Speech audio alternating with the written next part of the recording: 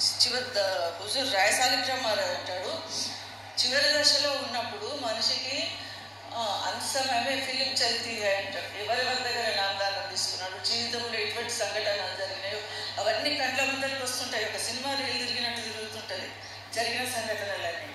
తర్వాత ఇంకొకటి స్పృహ ఉంటుంది, మళ్ళీ ఏం తలుచుకోవాలి, ఎవరిని తలుచుకోవాలి. జీవితం అంతా ఈ సాధనలు చేయడము, ధ్యానం చేయడము ఇదంతా దేనికోసం అంటే చివరి క్షణాలలో మన మనసు ప్రపంచంలో చిక్కుకోకుండా ఉండేటం. పరందేవజీ మహారాజు అంత మందిరం కట్టి, అంత పెద్ద మందిరం కట్టి అమెరికాకి వెళ్ళిన తర్వాత వెళ్ళి శరీరాన్ని ఎందుకు వదిలిపెట్టినాడంటే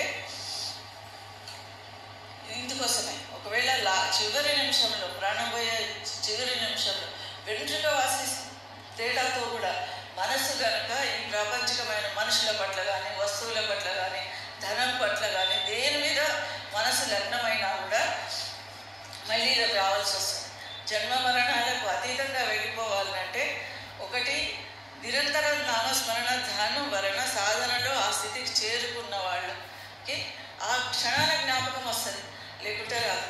అందుకే ముకుందమాలలో అంటారు కదా, కృష్ణత్వదీయ పద పంకజ మంజరాంత మధ్యయో మే విశతు మానసరాజహంస ప్రాణ ప్రయాణ సమయే బహవాత వితై కంఠవరోధన విధౌ స్మరణం కుతస్తే. కృష్ణుడు వేడుకుంటున్నాడు ఇక్కడ భక్తుడు, నీ పాద పంకజములందు, నీ చరణాల విందములందు ఇప్పటి నుంచే నా మనసు లగ్నమవుగాక. ఎందుకంటే ప్రాణం పోయే సమయంలో కఫము, వాతము, పిత్తము ఇటువంటి వ్యాధులన్నీ గొంతుకు అడ్డుపడి నేను తలుచుకుంటానో లేదో, అందుకని ఇప్పటి నుంచే నాకు నామస్మరణ అది ఇంకో మాట కూడా అంటాడు, మజ్జన్మనం నా జన్మము వచ్చినందుకు ఫలితం ఏంటి, మజ్జన్మనం ఫలమిదం మధుకైట భార్య మత్ ప్రార్థనీయ మదనుగ్రహే శైవ తద్భృచ్చ వృచ్చ పరిచారిక వృచ్చ వృచ్చ వృచ్చస్య వృచ్చ ఇతి మాం స్మర లోకనాథ, ఇతి మాం స్మర లోకనాథ. మజ్జన్మనం ఫలమిదం, నేను జన్మించినందుకు ఫలం ఇది ఏంటిదంటే మజ్జన్మన ఫలమిదం మధుకైట భార్య, మధుకైటంలో సంహరించిన వాడ మధుకైట భార్య మదనుగ్రహ ఏషయ్యవ తద్భృచ్చ వృచ్చ పరిచారిక, నీ సేవకులకు సేవకులకు సేవకులకు చివరి నంబరైనా సరే నాకు నీ సేవలోనే నేను తరింతునులాగా. ఎందుకు అంటే ఆ సేవలో అధికారి పట్ల నౌకరు ఎట్లుంటాడు, చాలా అలర్ట్గా ఉంటాడు, ఏమన్నా అంటాడేమో, ఏం ఆజ్ఞయిస్తాడో చేయాలని. ఆ అలర్ట్గా ఉండడం ఏంటి, భగవంతుడి మీద మనసు పెట్టాడు, దాని గురించి చెప్తాడు. అందుకే కమలు మాలధరు కమలు పదు కమలు మాలదళ కమలు పదు కమలు నేత్ర ఘన శ్యామ్ కమల నాభి కమలపతే తుమకో లాఖో ప్రణామ్ ఇతనా తో కరుణ స్వామి. భక్తుడు ఏమని పెట్టుకుంటున్నాడు, కనీసం ఇంతనైనా చేయి, కొంచెమన్నా నాకు సహాయం చేయి. ఏంటిది, ఇతనా తో కరుణ స్వామి జబ ప్రాణ తన్ సే నికలే గోవింద నామ కహ కర్ జబ ప్రాణ తన్ సే నికలే ఇతనా తో కరుణ స్వామి. నా ప్రాణం పోయేటప్పుడు కనీసము ఆ గోవింద నామస్మరణ, గోవిందను, రాధస్వామిను, శ్రీరామాను, ఓం నమః శివాయ ఏదైనా సరే గురువు మనకు ప్రసాదించిన నామాన్ని మన హృదయం నుంచి పలకాలి, పెదవులతో కాదు, నోటి నుంచి కాదు, హృదయం నుంచి మనసుతో పలికేటట్టు ఆశీర్వదించమని అడుగుతున్నాడు. ఇదినా శ్రీ గంగజీ తటు యా జమున జీ కవటు శ్రీ గంగజీ. ఎందుకంటే గంగాజీని ఎందుకు కొడుతున్నాడు, గంగాజీ శివుని శిరస్సులో నుంచి వచ్చింది, విష్ణువుకు పాదాల నుంచి పుట్టింది కనుక కనీసం గంగాజీ తీరాన ఉన్నప్పుడు, గంగానది తీరాన ఉన్నప్పుడు ఆ ప్రభువు శివుడు కానీ విష్ణువు కానీ తలకు వస్తారన్న విషయం ఇందులో దాగి ఉన్నది. శ్రీ గంగజీ తటు యా జమునజీ కవటు. జమునజీ అంటే యమునా నది అంటే ఏం గుర్తుకొస్తుంది మనకు, కృష్ణుడు యమునా నది లోపల తాండవపడిన దృశ్యం మనకు జ్ఞాపకం వస్తుంది. యా సామర అంటే శ్యామసుందరుడు, కృష్ణుడు నికట్ అంటే దగ్గరలోనే ఉన్నాడు. విషయం నాకు జ్ఞాపకం రావాలి. ఎప్పుడు ప్రాణం పోయేటప్పుడు జీవితం అంతా గుర్తొచ్చి రావడం వేరు, ప్రాణం పోయే ఆ క్షణాలు చాలా ఇంపార్టెంట్, చాలా ముఖ్యం. అందుకే దునీచంద్ నానక్ సాహెబ్, దునీచంద్ అనే ఒక భక్తుడు, ఒక సేట్ సాబ్ ధర్నా సేట్ ఉంటాడు. ఆయన తన అన్నీ చూపిస్తాడు. నాది ఇది ఉన్నది చూడు, ఇది ఉన్నది చూడు, నా దగ్గర ఇంత డబ్బు ఉన్నది, ఇన్ని వరహాలున్నాయి, ఇన్ని వజ్రాలున్నాయి, ఇగో ఇది ఉన్నది, ఆ వైభవం ఉన్నది అని తన వైభవం అంతా శ్రీమంతం డబ్బులన్నీ చూపిస్తుంటాడు నానక్ సాహెబ్. మనసులో వాళ్ళని నవ్వుకుంటాడు, ఏమిరా ఇవన్నీ వదిలిపెట్టిపోయేవి. ఎందుకంటే ఫకీరీ, ఆ ఫకీరీ అనేది సంతత్వం అనేది హృదయంలో ఉన్నది సంతులకు కనుక ఆయనకు ఇదంతా చూసి, ప్రాపంచికులైతే ఆ డబ్బులు ఆ వైభవం చూసి దండన పడిపోతారు, అబ్బాయి నాకు ఎంత డబ్బులు ఉన్నాయి. సంతులకు అది అంతే ఉండదు, అందరూ ఈక్వల్గానే చూస్తారు. ఒక పిచ్చమెత్తుకునే బిచ్చగాడు కూలీ చేసుకునే కూలీ మొదలుకొని ఎంత అధికారం చక్రవర్తి కానీ రారాజు కానీ సంత దృష్టిలో సమానమే, ఎక్కువ తక్కువలు ఉండే. ఆయన దునీచంద్ ఏం చేస్తాడు, ఇవన్నీ చూపిస్తుంటే నానక్ సాహెబ్ ఒక సూది ఇస్తాడు. ఒక సూది, మనం బట్టలు కుట్టుకునే సూది, ఎత్తుంటుంది ఇంత, ఆ సూది తీసుకొచ్చి ఈయన దునీచంద్కి ఇస్తాడు. నానక్ సాహెబ్ ఇచ్చి, ఇది నేను నీకు ఇస్తున్నా, ఏదైనా మన వస్తువు ఏదైనా ఉంటే తర్వాత తీసుకుంటాను ఏమంటాం అట్లా. దునీచంద్కి ఇచ్చి, ఇది మనం అక్కడికి పోతాం కదా, నేను కూడా చనిపోతాను, నువ్వు కూడా చనిపోయిన తర్వాత అక్కడికి వెళ్ళిన తర్వాత ఈ సూది నాకు ఇవ్వ, కొంచెం అప్పటిదాకా పట్టుకోని అంటాడు. అంటే ఆయన ఎంత అజ్ఞానం ఉంటాడంటే అది తీసుకుపోయి భార్యకి ఇస్తాడు. నానక్ సాహెబ్ చెప్తున్నాడు, ఇది అక్కడికి పోయినా తీయాలి ఆనంటది. ఏం పిచ్చా నీకు, నువ్వు తీసుకుపోతావు పోయేటప్పుడు సభకు లెక్చర్ చెప్తున్నాడు. సంత మహాత్ములు ఏదన్నా ఒక మాట అంటున్నారంటే అది ఒక పాఠము, మనకు అందులోంచి ఏదో అర్థం లేకుండా ఏది మాట్లాడాలి, ఏదో ఒకటి అర్థం ఉంటుంది, పరమార్థం ఉంటుంది. ఆ విధంగా దునీచంద్కు పాఠం నేర్పుతారు. సంత మహాత్ముల సన్నిధిలోకి వెళ్ళినప్పుడు ఇటువంటి విషయాలు గుర్తుకొస్తుంటాయి, చెప్తుంటారు. వాళ్ళు చెప్తుంటే మనం గ్రహించుకోవాలి. మనం గ్రహించుకుంటాం కానీ ఆ ఆచరణలో పెట్టడం మనం చేయగలేదు కదా. అదే మనిషి పతనానికి దారితీస్తుంది, అదే అహంకారానికి దారితీస్తుంది, అదే మనిషిని పాతాళానికి గుంజేస్తుంది. ఏది ఆచరణ పెట్టకపోవడం, అర్థం చేసుకో, అర్థమయ్యి కానట్టు నటించడం, ఇవన్నీ ఉంటాయి. ఇవన్నిటికీ అతీతంగా వెళ్ళిపోగలగాలి. శ్రీ బృందవన కసలు మేరే ముఖు మే తులసి. బృందావనం అంటే తులసి తోట. ఆ తులసి తోట అడుగుతున్నాడు. శ్రీ బృందవన కసలు మేరే ముఖు మే తులసి దడు విష్ణు చరణ్ గజలు జబ ప్రాణ తన్ సే నికలే గోవింద నామ करे कर जब प्राण तन से निकले इतना तो करना स्वामी सिर सोहना मुकुट हो मुकुड़े पे काल लट हो यही ध्यान मेरे घट हो जब प्राण तन से निकले इतना तो करना स्वामी उस वक्त जल्दी आना मुझको न भूलना.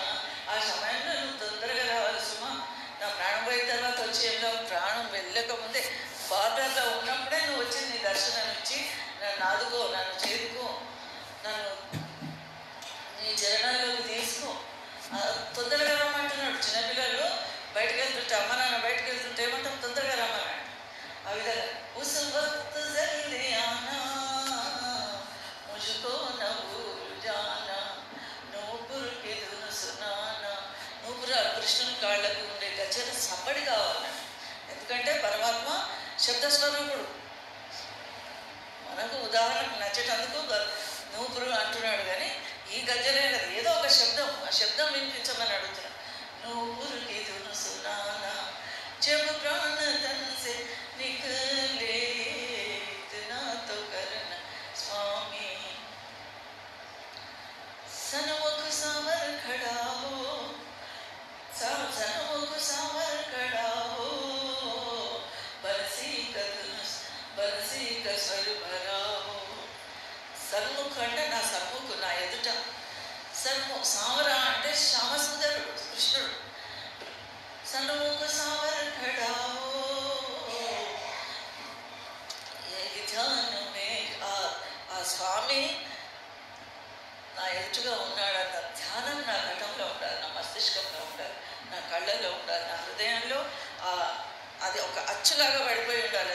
కొన్ని పనులు ఏంటి, మనం నిద్రపోయినా మేల్కున్నా కళలో కూడా కొన్ని మర్చిపోం. అది అది అది ఆ విధంగా దృఢంగా ఉండాలి అని చెప్తున్నాడు. మనసుకు హత్తుకొని ఉండాలి. సర్వముఖ సంవరణావో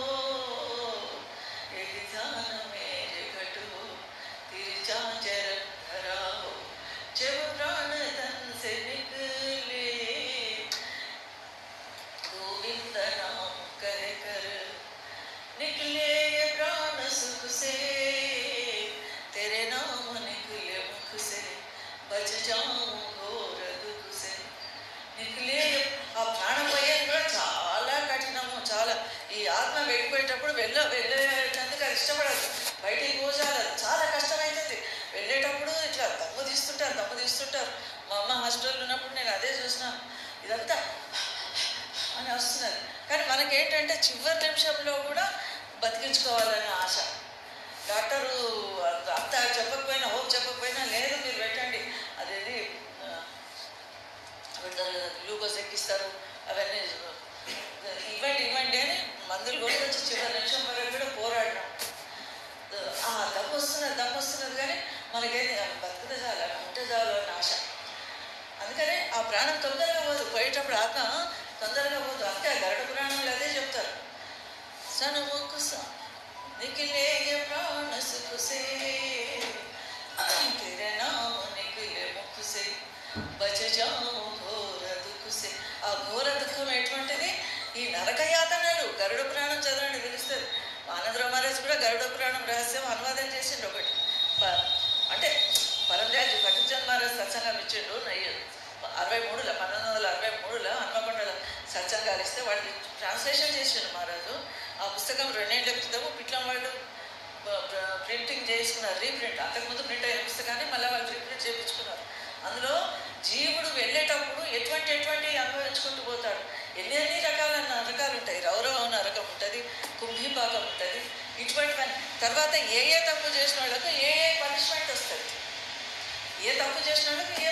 వస్తుంది, ఇప్పుడు లౌల్యం, ఇంద్రియ లౌల్యం ఉన్న వాళ్ళకు ఒకటి నిప్పుల స్తంభం ఉంటుంది, దాన్ని కావలించుకోరా అని అంటారు.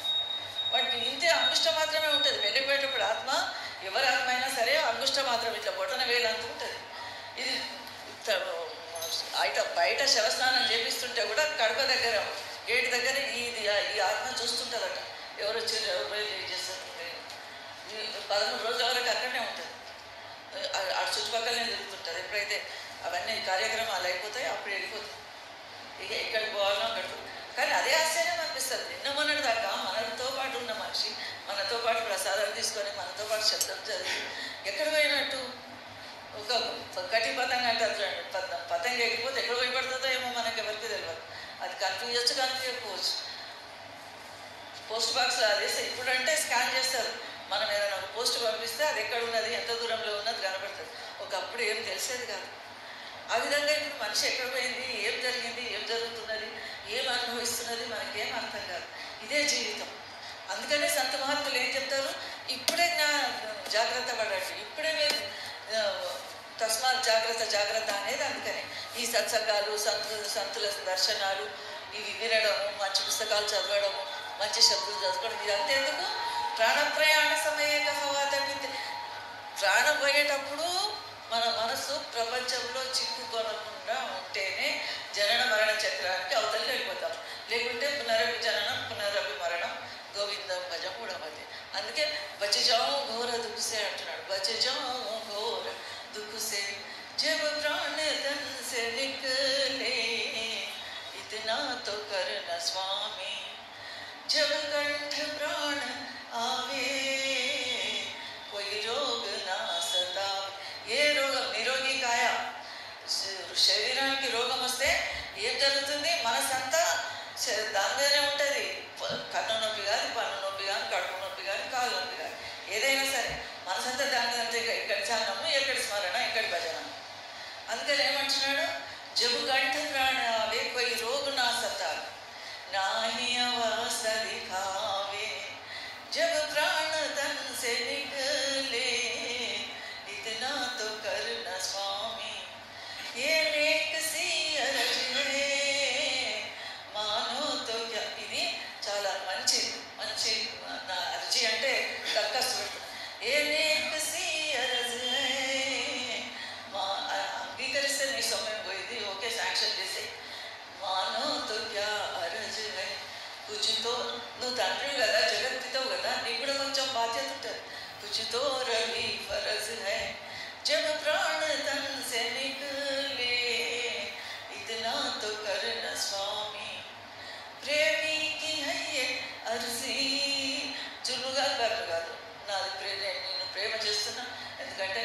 విశ్వాసం ఉంది కనుక అర్జీ అంటే తలుపుతారు. ప్రేమికి హయ్యే అర్జీ ఆగే హై తేరి మర్జీ, నీ ఇష్టం.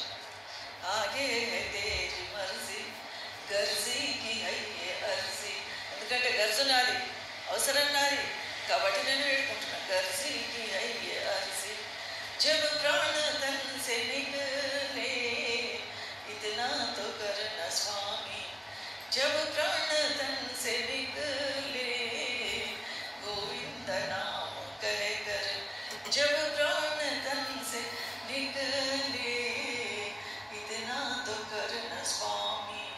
అంతేకాదు కబీర్ సాహెబ్ కూడా అట్లనే అంటాడు, చలనా హై దూర్ ముసాఫిర్ కాహే కోయే రే, చలనా హై దూర్ संग साथ तेरे कोई ना चलेगा, संग साथ तेरे, నీతో పాటు ఎవ్వరు రారు.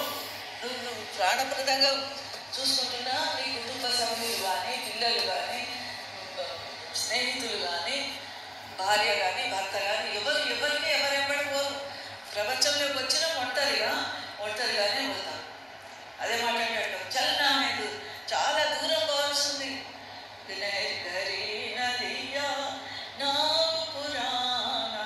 నది చాలా లోతైనది, నావ చాలా పాతది. ఇది ఎట్లా కహినిది పారదు హోవే రే చెల్లినా దూరం పోవాల్సినది, ప్రయాణం కావాల్సినది. కాబట్టి ఇప్పటి నుంచే జాగ్రత్త పడమని కబీర్ సాహెబ్ చెప్తున్నాడు, అందరు సంత మార్గంలో అందరూ చెప్తున్నారు. మరి దాన్ని అమలు చేసే బాధ్యత మనది. మళ్ళీ టైం మట్టుకు ఉట్టిగా మనం కోల్పోతున్నాం, టైం వృధా చేస్తున్నాం. ఆ సమయాన్ని వృధా చేయకుండా ఉండమని సాహెబ్ చెప్తున్నాడు.